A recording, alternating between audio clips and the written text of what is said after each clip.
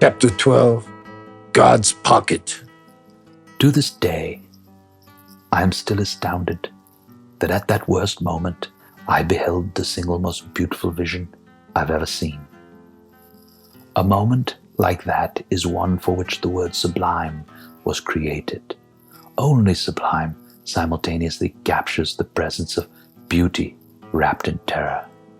Sublimity was what I was about to behold from that dizzying veranda.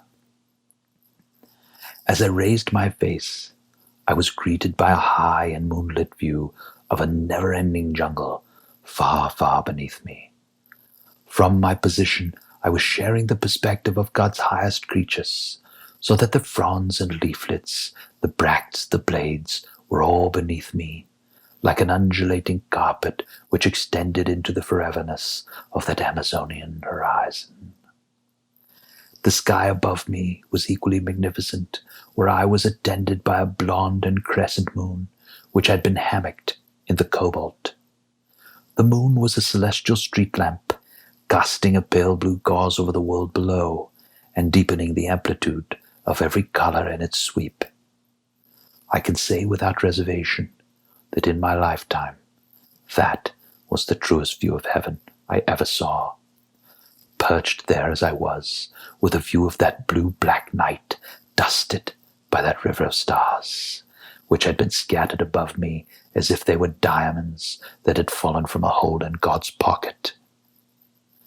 Soft as it was, even that moonlight was enough to briefly glaze my retina, the result of all that time spent in darkness of the canopy and that tunnel of horror. As my eyes resisted arrest, a clarity of focus in the nearer distance delivered the view of a discordant intrusion amidst that swelling Arcadia.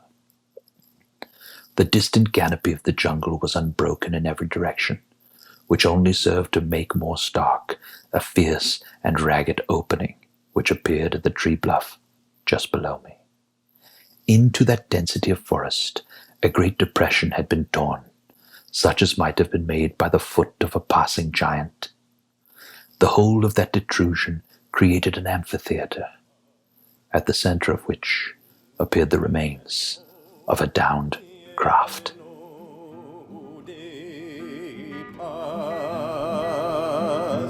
Voy danzar con mis ancestros, indio pluma, fuego, tiempo, arquitectura, astro sol celeste, divino de la galaxia.